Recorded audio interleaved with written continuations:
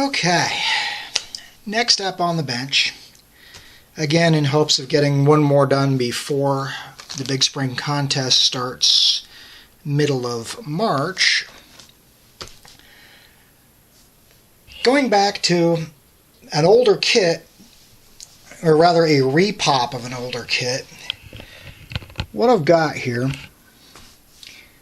the black battleship with rotors. She's been known by many nicknames. What I'm working on is Airwolf. In this case, I'll be working with the Kitech. I don't know if it's a recast, repop, whatever.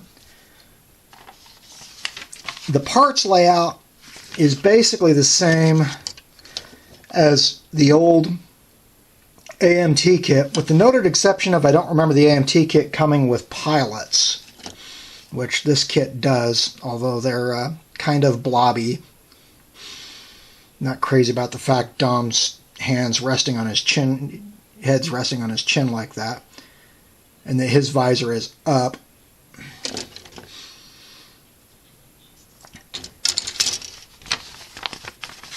Construction's pretty straightforward.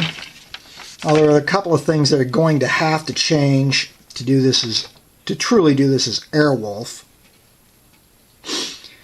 A couple of things to pay attention to in the instructions. If you ever work from the Kitech version of the kit, there are some very key mistakes made by whoever did the instructions. I'm wondering if they ever actually saw the original kit or if they ever actually watched the show. Case in point, down here in step 5, you'll notice it's showing inserting B50 into B45, which is the intake in the side cowling. B50 is actually the thruster port that goes on the back.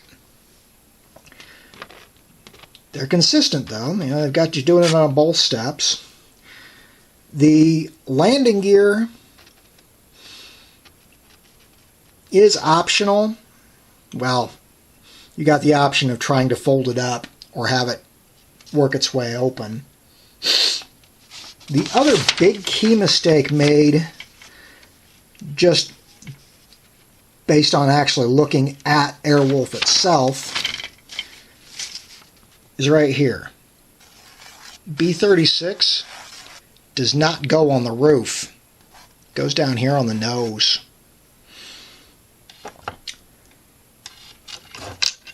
The color scheme looks like they got it right, except that the blades of the main prop should be white, as well as the blades on the tail rotor. Needless to say, I'm going to be trying to stick a little more closely to what we actually saw on screen, as well as a couple of mods I'm going to have to make. Stay tuned.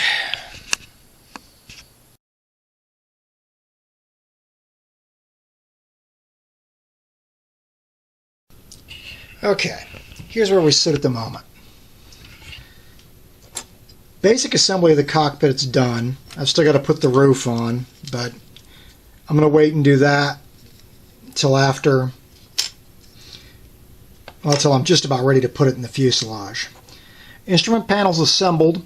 I'll probably go in and just give it a dark gray and then dry brush to get the details out, because you're not going to see a lot.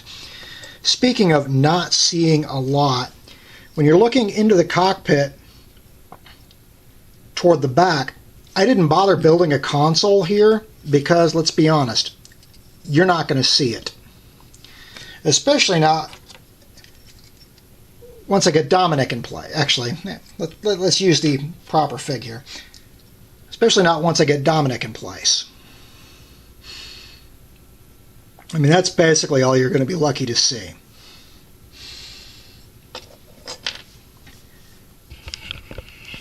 At this point, I still got to put the seats in the cockpit and get at least a little bit of paint on the figures, but we're moving along.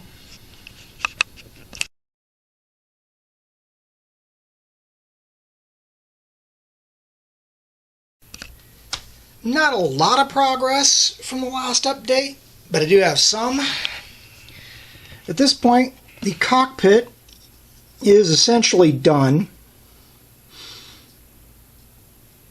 Got string up front, dom in the back. As usual, dom's visor is up. In dom's case, I just painted the exposed face in a flesh color. The whole figure was given a black wash after I did the helmet in a dark primer, as well as his gloves. String got a very similar treatment. Again, black primer on the gloves and boots, black primer on the helmet, and then the whole body was given a black wash. The landing gear's in place. I don't know how well it's going to work, but we'll play that part by ear. At this point, next step is to put the top on the cockpit and get the windows into the fuselage. Stay tuned.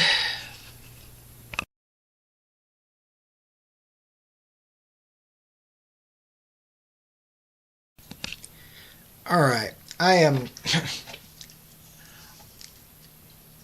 had bad feelings about this kit anyway, given its origins. But when you build a knockoff of what wasn't a very good kit to begin with, you wind up with problems like this. Fuselage glued together alright. It took some serious clamping with the with rubber bands around the body to get it to close up. But to get the side cowls to work properly, or to fit properly, I mean, I've got some nasty pressure coming in on these two side clamps. I have not put in the rotors, and I don't intend to until I get paint on this.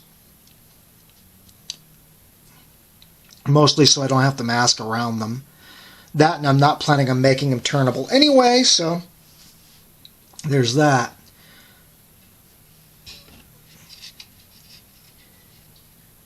The center seam worked out alright,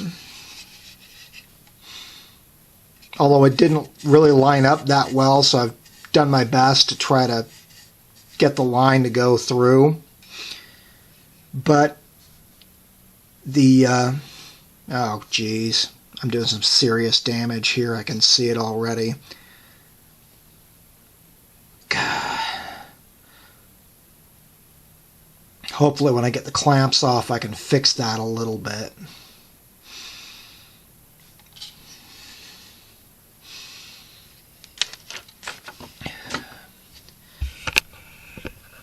We'll have to wait and see how that looks. One other problem I came up with, though, is for the Kitech version at the very least, if you're going to build the landing gear up or down, you're not going to make it movable because you cannot retract the wheels into the helicopter. They will not go in. But stay tuned and we'll see how this turns out.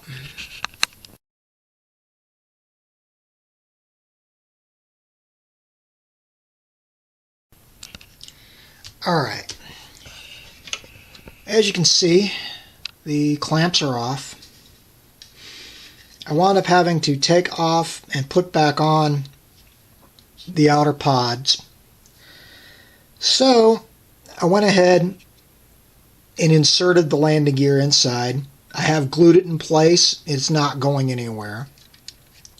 Went ahead and popped the nose wheel up, so it also is in retracted position.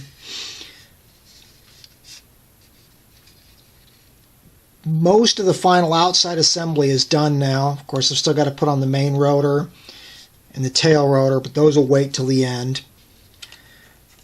Plan right now is to take the outer pod pieces and temporarily close them up so that I can get some paint on this.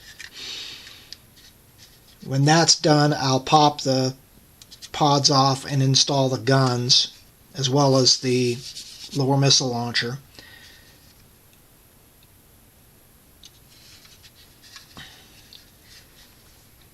She's not looking great, but we're better than we were when I was fighting with the clamps. Stay tuned, we'll see how things go from here.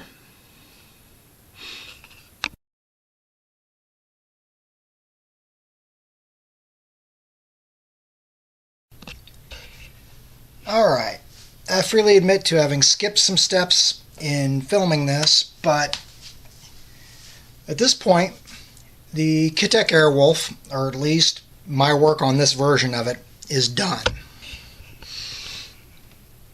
As you can see, Dominic's lady, or Caitlin's black battleship, black battleship with rotors, is done. It's got the characteristic two-tone paint scheme, which did mark my first foray into using silly putty as a mask. Go ahead and take her off the base for a minute. Running the silly putty along the necessary lines. That fin is crooked, I freely admit, as are the guns. And further proof that I need to work on my technique with the silly putty is in here. I didn't touch it up. For some reason, my white coat yellowed under the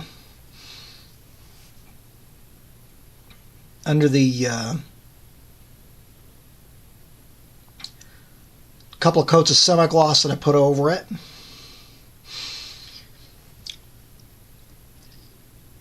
The whole chopper was primered in white, and then I painted the bottom in, or was actually primered in dark gray, and then I painted the bottom in white.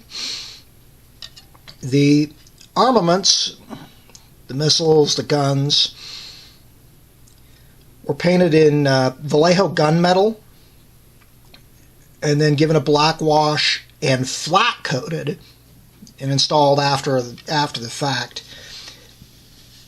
The top, after being masked off with the silly putty, was given a base coat of black, and of course, to get that lovely gunmetal style color, I used my usual fallback, the Testors Graphite Dust Lacquer. The tips of the refueling probe and the sensors were painted in the same Vallejo gunmetal as the guns. For the rotor, I painted the whole assembly in silver, and then I painted the blades themselves in white with red striping on the tips. The center core was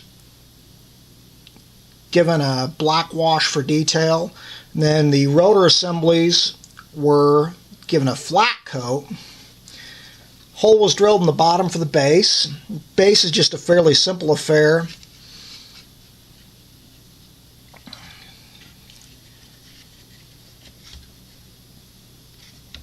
With a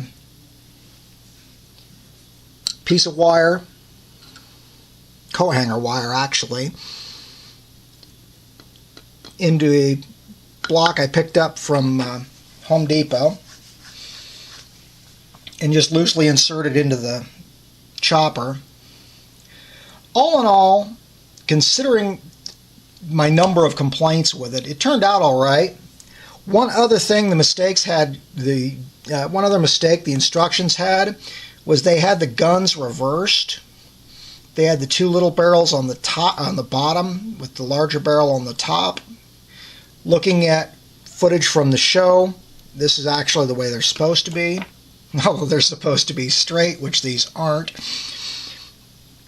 All in all, she came out all right, considering what I was working with. I would really love to get my hands on the Aoshima kit, but barring that, this one is done. This will also likely be the last build before the Big Spring Contest this year. That's supposed to start up right around the 20th, appropriately the first day of spring. And today being the 3rd, it'd only give me a couple of weeks for another build. And I think I'm just going to give the bench a rest. I think that's what I'm going to do. I'm going to put some stills at the back of this. Thank you all for watching.